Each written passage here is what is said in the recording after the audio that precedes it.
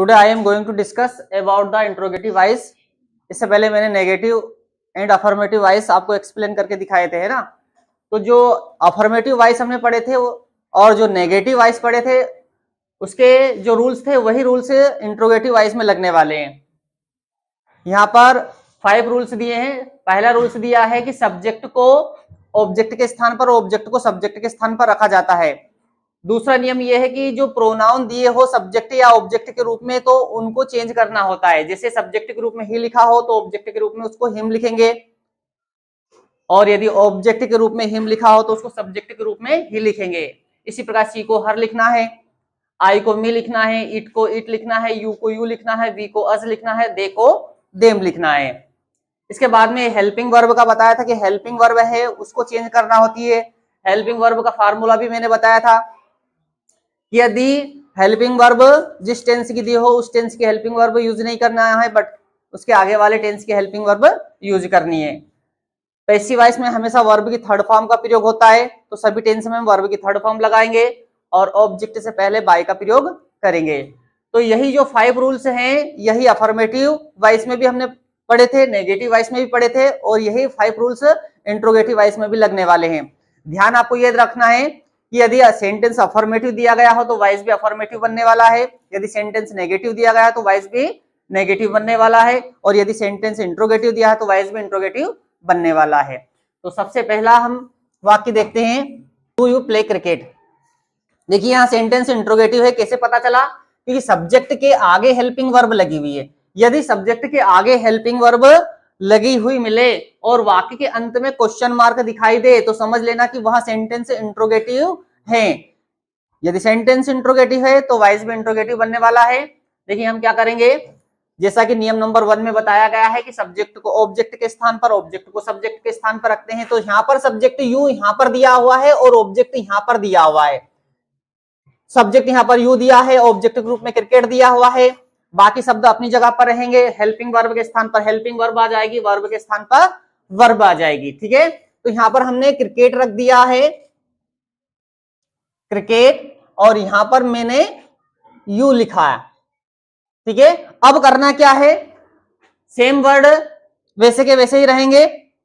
Helping verb आगे आ रही है तो जहां पर हेल्पिंग वर्ब दी है वहीं पर हेल्पिंग वर्ब रखेंगे। टेंस की पहचान करेंगे तो टेंस है प्रेजेंट इंडेफिनिट टेंस का वाक्य, तो हम helping verb present continuous tense की लगाने वाले हैं, मतलब आगे वाले टेंस की हेल्पिंग वर्ब लगाने वाले हैं।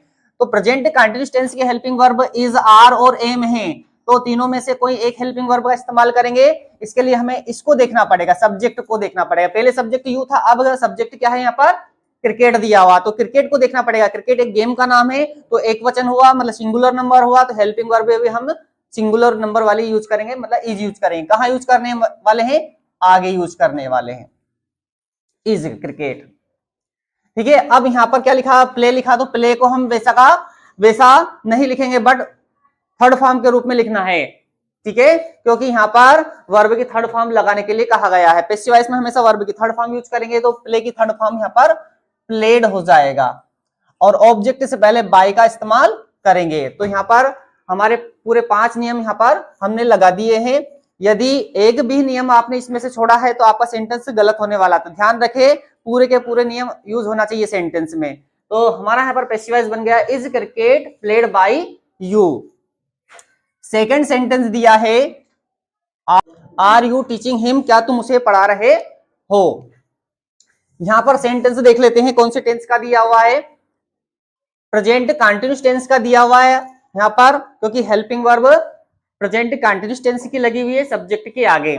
सबसे पहले हम सब्जेक्ट और ऑब्जेक्ट ढूंढ लेते हैं। यहाँ पर सब्जेक्ट दिया हुआ है यू और ऑब्जेक्ट दिया हुआ है यहाँ पर हिम, तो हिम को हमें सब्जेक्ट के स्थान पर रखना है, तो हिम का यहाँ पर ही बनने वाला है। क्यों? क्योंकि यहाँ पर लिखा हुआ है यदि ऑब्जेक्ट के रूप में हिम दिया हो तो उसको सब्जेक्ट के स्थान पर ले जाने पर उसको ही लिखा जाता है, इसलिए हमने यहाँ पर ही लिख दिया। यू को इधर लाने पर हमें यू ही लिखना है, क्योंकि सब्जेक्ट और ऑब्जेक्ट दोनों यू ही लिखा जाता है। यहाँ पर लिखा है यू। अब क्या करना है, हमें हेल्पिंग वर्ब के स्थान पर हेल्पिंग वर्ब रखना है, वर्ब के स्थान पर वर्ब की थर्ड फॉर्म रखना है, क्वेश्चन मार्क के स्थान पर क्वेश्चन मार्क रखना है। दो शब्दों की ही अल्टा पल्टी करनी है, सब्जेक्ट और ऑब्जेक्ट, बाकी वर्ड वहीं पर रहेंगे, उनसे छेड़छाड़ बिल्कुल नहीं करनी, इधर उधर उनको नहीं रखना है, अपने यथा स्थान पर ही उनको रखना है, तो हमारा सेंटेंस गलत नहीं होने वाला है। अब हमें क्या करना है, हेल्पिंग वर्ब कौन सी दी हुई है, दूसरे टेंस की दी हुई है, प्रेजेंट कंटीन्यूअस टेंस, और प्रेजेंट कंटीन्यूअस टेंस का passive voice present continuous tense में ही बनता है। हमने दो टेंस के बारे में बात की है, present continuous tense and past continuous tense. दो टेंस में पैसिव वॉइस उसी टेंस में बनता है और इन दोनों टेंस में बिंग लगाते हैं। दूसरा यहां पर आईएनजी से पता चल रहा है कि आईएनजी अगर आता है सेंटेंस में तो उसमें बिंग कंपलसरी लगता है, और आईएनजी आता है तो समझ लेना हेल्पिंग वर्ब भी उसी टेंस की लगती है जिस टेंस का वाक्य दिया गया हो। तो इस आईएनजी से दो बातों का पता चलता, हमने एक बार और भी आपको बता दिया था कि जब भी आईएनजी लगा हुआ मिले वर्ब की फर्स्ट फॉर्म में तो उसमें बिंग लगाएंगे और हेल्पिंग वर्ब भी उसी टेंस की लगाएंगे।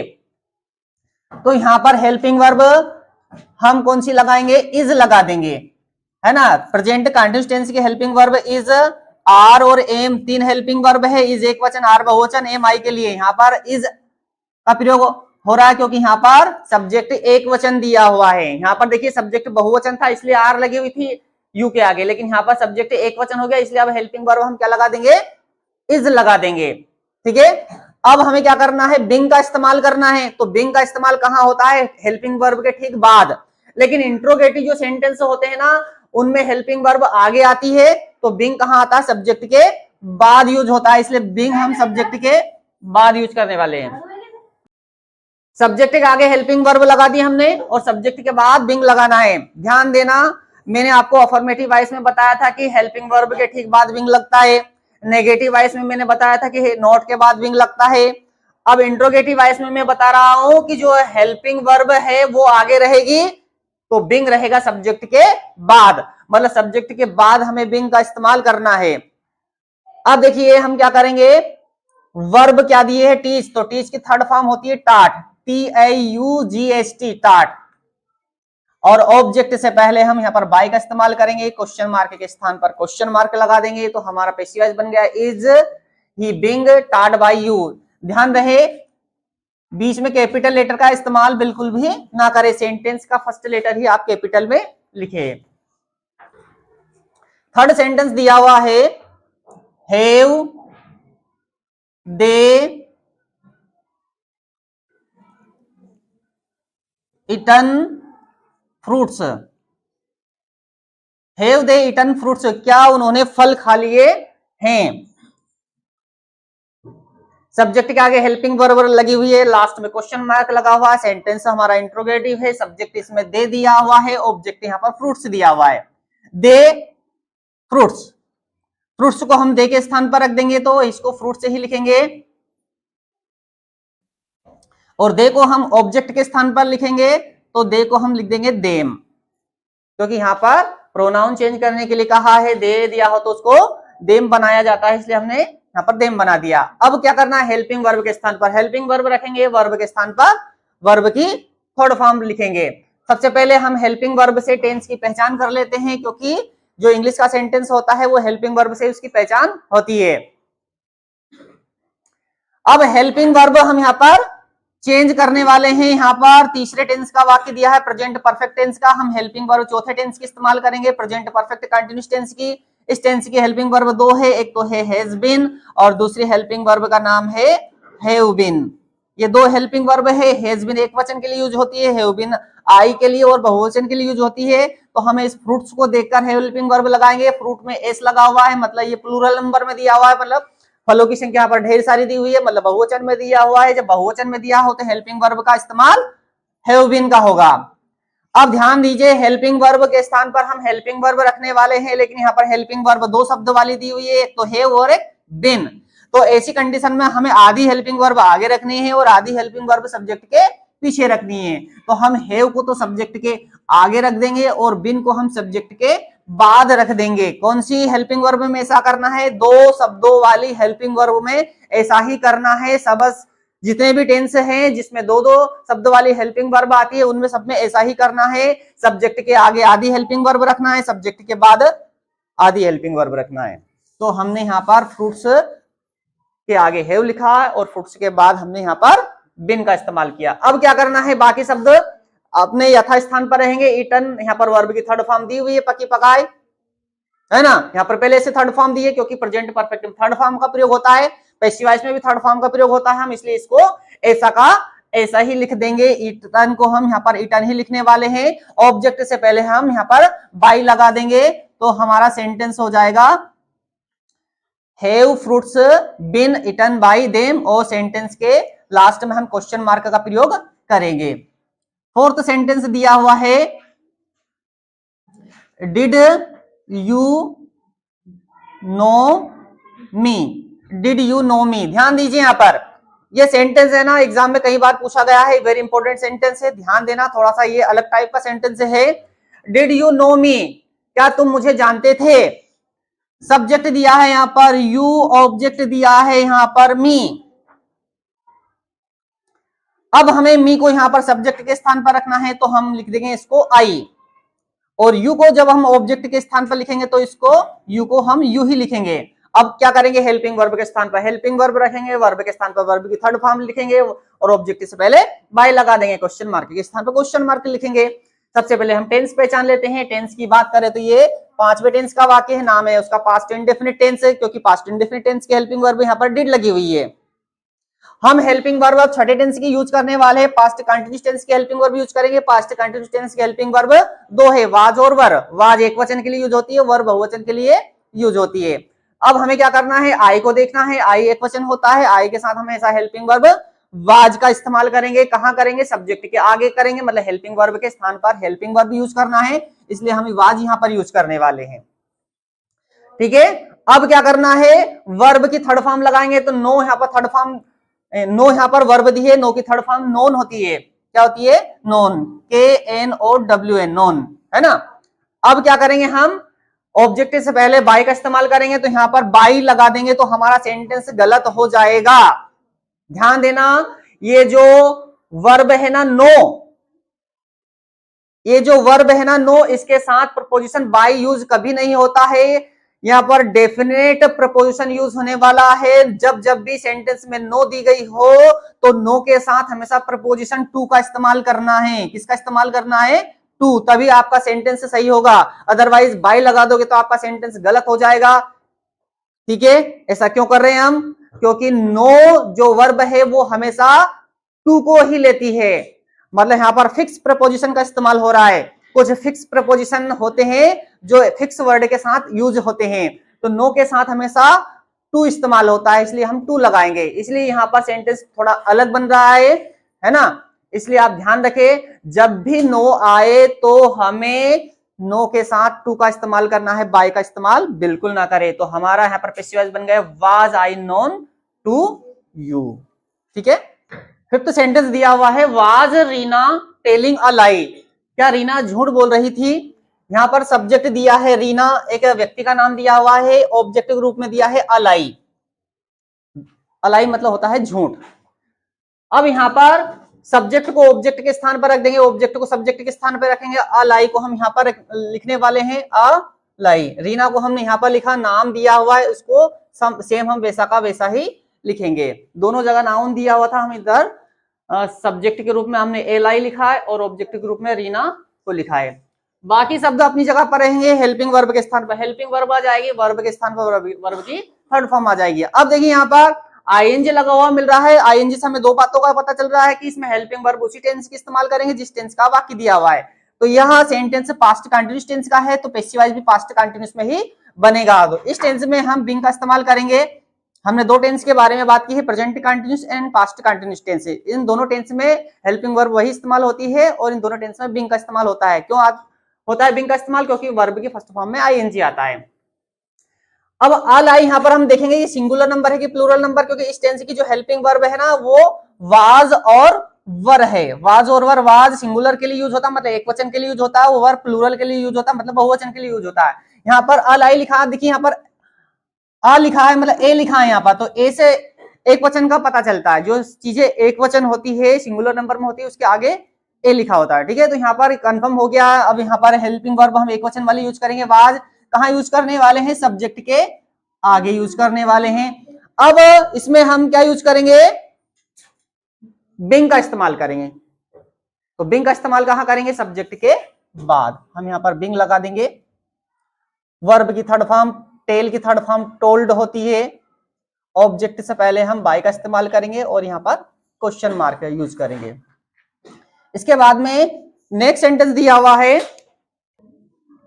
Has he written me a letter, क्या उसने मुझे पत्र लिखा है। देखिए यहाँ सेंटेंस बड़ा इंपॉर्टेंट सेंटेंस है। सब्जेक्ट यहाँ पर ही दिया हुआ है, ऑब्जेक्ट के रूप में यहाँ पर मी दिया हुआ है और अ लेटर दिया हुआ है। देखिए यहाँ पर दो दो ऑब्जेक्ट आ रहे हैं, ध्यान देना, दो ऑब्जेक्ट भी आ सकते हैं। अब देखिए यहाँ पर वर्ब की कौन सी फॉर्म लिखी हुई है, थर्ड फॉर्म, राइट के थर्ड फॉर्म रिटर्न लिखी हुई है। जब भी वर्ब आती है ना तो वर्ब के बाद जो आता है वो ऑब्जेक्ट होता है, वर्ब के बाद पूरा ऑब्जेक्ट होता है। तो यहाँ पर ऑब्जेक्ट दो दो दिए हैं, एक तो यहाँ पर एक प्रोनाउन ऑब्जेक्ट के रूप में दिया है मी, और एक यहाँ पर नाउन दिया है ऑब्जेक्ट के रूप में अ लेटर, है ना। दो ऑब्जेक्ट आ रहे हैं, एक तो क्या दिया है यहाँ पर प्रोनाउन, और एक क्या दिया है यहाँ पर नाउन, और सब्जेक्ट यहाँ पर दिया है ही। अब ये दो तरीके से ये सेंटेंस पैसिव वॉइस में बन सकता है। दोनों तरीके मैं आपको बता देता हूं। सबसे पहले हमें क्या करना है, अगर मान लो हम ये प्रोनाउन को उठाते हैं तो इसको यहां पर रख देते हैं, और नाउन को उठाएंगे तो आखिरी में लिखेंगे, इसकी जगह पर नहीं लिखेंगे बल्कि कहां लिखेंगे, आखिरी में। सब्जेक्ट हमेशा आखिरी में ही लिखना है, सेंटेंस के अंत में लिखना है। चाहे ये वाला ऑब्जेक्ट उठाओ चाहे ये वाला ऑब्जेक्ट उठाओ, इस सेंटेंस को हम दोनों तरीके से बना सकते हैं।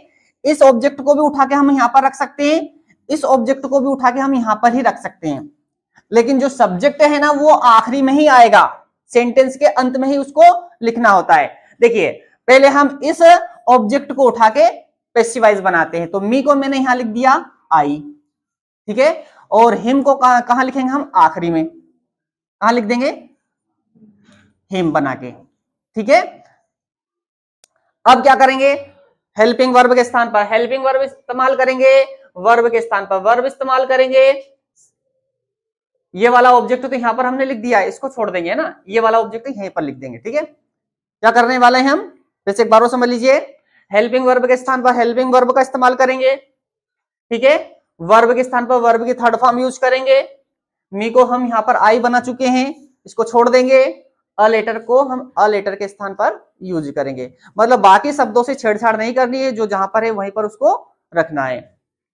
टेंस पहचान लेते हैं। यहाँ पर टेंस है कौन, प्रेजेंट परफेक्ट टेंस। कौन सा टेंस है, प्रेजेंट परफेक्ट टेंस, ठीक है। प्रेजेंट परफेक्ट यहाँ पर तीसरा टेंस है, तो हम हेल्पिंग वर्ब कौन सी इस्तेमाल करेंगे, चौथे टेंस की। कौन सी टेंस की इस्तेमाल करने वाले, चौथे टेंस की। तो चौथे टेंस की हेल्पिंग वर्ब क्या है, हैज बीन और हैव बीन। चौथे टेंस की हेल्पिंग वर्ब हैज बीन और हैव बीन। अब हम क्या करेंगे, ये तो सिंगुलर नंबर के लिए यूज होती है, प्लूरल नंबर के लिए यूज होती है, तो हमें क्या करना है, सिंगुलर के लिए कौन सी यूज होती है, प्लूरल के लिए कौन सी यूज होती है, ये देखना है। तो ये सिंगुलर मतलब एक वचन के लिए हैज बीन यूज होती है, और आई और बहुवचन के लिए हैव बीन यूज होती है। हमने टेंस में आपको बताया है आई और बहुवचन। तो हम आई के लिए, इस आई के लिए कौन सी हेल्पिंग वर्ब यूज करेंगे, हैव बीन। हमने बताया कि दो शब्द वाली हेल्पिंग वर्ब हो तो आधी हेल्पिंग वर्ब सब्जेक्ट के आगे और आधी हेल्पिंग वर्ब सब्जेक्ट के बाद यूज करनी है। तो हम यहाँ पर सब्जेक्ट के आगे लिखने वाले हैं हैव, और सब्जेक्ट के बाद लिखने वाले हैं हम बिन, हैव बिन। इतना समझ में आ गया। अब देखते हैं बाकी शब्दों को अपने यथास्थान पर रखेंगे। रिटर्न यहाँ पर दी है वर्ब की थर्ड फॉर्म, तो हम इसको ऐसा का ऐसे ही लिख देंगे। यहाँ पर रिटर्न वर्ब की थर्ड फॉर्म दी हुई है। अब यहाँ पर मी दिया है तो मी को यहाँ पर नहीं रखना है, क्योंकि मी को हम आगे आई बना चुके हैं, इसको छोड़ देंगे। अब क्या दिया है, अ लेटर दिया हुआ है, तो हम अ लेटर यहाँ लिख देंगे, और ऑब्जेक्ट से पहले बाई का इस्तेमाल करेंगे, अंत में क्वेश्चन मार्क लगा देंगे, है ना। वेरी इजी, समझ में आ गया। दूसरा तरीका हम आपको बता देते हैं, एक तरीका और है, वो कौन सा है, देखिए। अगर मान लो मैं मी को मान लो उठा के सब्जेक्ट के स्थान पर नहीं रखता हूं, दूसरे ऑब्जेक्ट को रखता हूं, ए लेटर को रखता हूं, ठीक है। तो देखिए एक आंसर नंबर 1 हमारा, एक आंसर दूसरा हो जाएगा। देखिए इस लेटर को मैं यहां पर ही के स्थान पर रखता हूं, तो मैंने यहां पर लिखा अ लेटर। इस सेंटेंस को और इस सेंटेंस को देखना है, इसको नहीं देखना है, कंफ्यूज हो जाओगे ना। ही के स्थान पर हमने क्या लिख दिया, अ लेटर। सब्जेक्ट हमारा क्या बन गया अब, अ लेटर।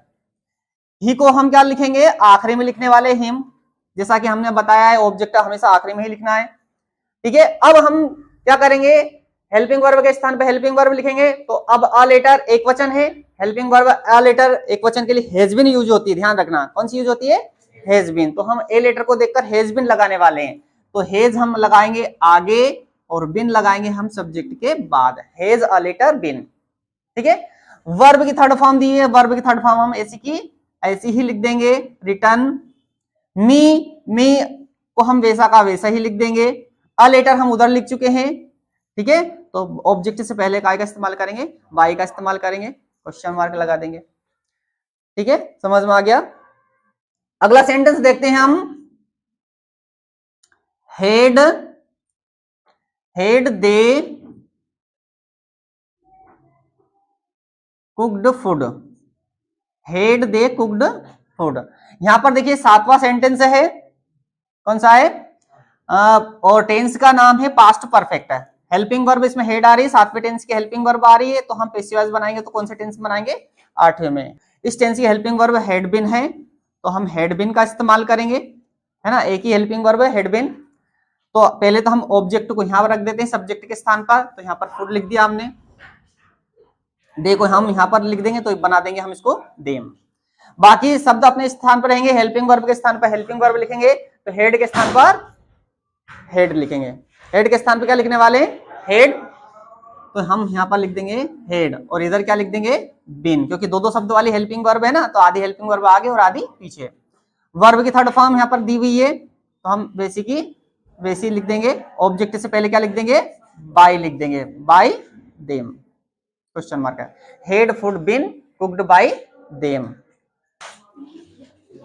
देखिए सब्जेक्ट आई दिया वहां पर, ऑब्जेक्ट अ सॉन्ग दिया हुआ है, तो यहां पर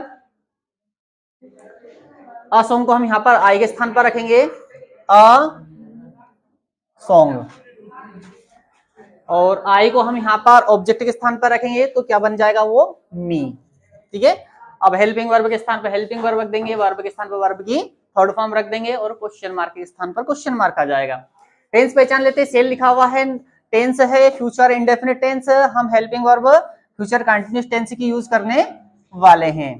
ठीक है, 9वें टेंस का वाक्य तो हम हेल्पिंग वर्ब 10वें टेंस की इस्तेमाल करेंगे, future continuous tense. Future continuous tense की हेल्पिंग वर्ब है सेल बी, और क्या है, विल बी। सेल बी और विल बी, तो सेल बी का जो प्रयोग होता है ना, वो आई के लिए और वी के लिए यूज होता है, केवल आई और वी के लिए सेल बी यूज होती है, बाकी दूसरे सब्जेक्ट होते हैं उनके लिए विल बी यूज होती है। तो हम यहाँ पर ए सॉन्ग देख रहे हैं, यहाँ पर क्या लिखा हुआ, ए सॉन्ग, है ना। अब ए सॉन्ग लिखा हुआ है, तो इसका मतलब यहाँ पर helping verb will be use होने वाली है, तो यहाँ पर हेल्पिंग वर्ब, आधी हेल्पिंग वर्ब सब्जेक्ट के आगे और आधी हेल्पिंग वर्ब सब्जेक्ट के बाद यूज करेंगे। हम यहाँ पर विल आगे लगा देंगे और बी सब्जेक्ट के बाद लगा देंगे।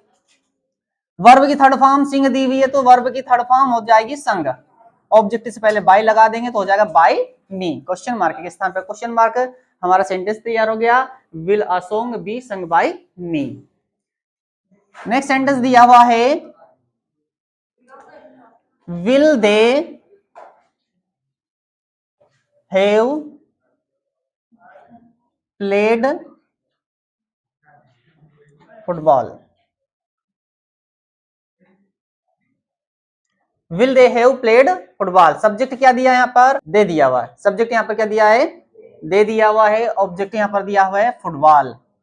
ठीक है, फुटबॉल को हम यहाँ पर रखेंगे फुटबॉल, दे को हम यहाँ पर रख देंगे तो बनेगा देम, क्योंकि यहाँ पर प्रोनाउन चेंज करने के लिए कहा है। ठीक है, अब देखते हैं हेल्पिंग वर्ब के स्थान पर हेल्पिंग वर्ब रखना है, तो हमें क्या करना है, पहले तो टेंस की पहचान करें कि ये वाक्य कौन से टेंस का है। तो यहाँ पर विल है, उसे पता चल रहा है कि यहाँ टेंस 11वें टेंस का नाम है फ्यूचर परफेक्ट का, तो हम हेल्पिंग वर्ब 12वें टेंस की इस्तेमाल करेंगे। 12वें टेंस की हेल्पिंग वर्ब है शेल हैव बीन और विल हैव बीन।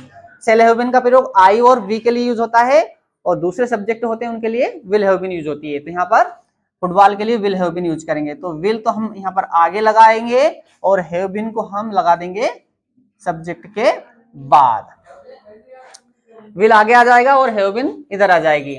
ठीक है, तो यहाँ पर हेल्पिंग वर्ब के स्थान पर हमने हेल्पिंग वर्ब लगा दी है। ठीक है, सब्जेक्ट के स्थान पर ऑब्जेक्ट लिख दिया है, ये यहाँ पर हेल्पिंग वर्ब थी ये, तो है ना।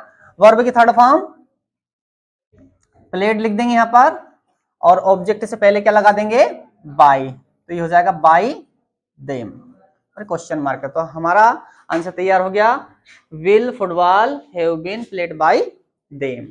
ठीक है, अब इसके बाद में आता है होमवर्क का नंबर, तो आपको होमवर्क कंप्लीट करना है, ठीक है। तो यहाँ पर होमवर्क लिख लीजिए। ये सभी सेंटेंस का आंसर आपको डिस्क्रिप्शन बॉक्स में सेंड करना है।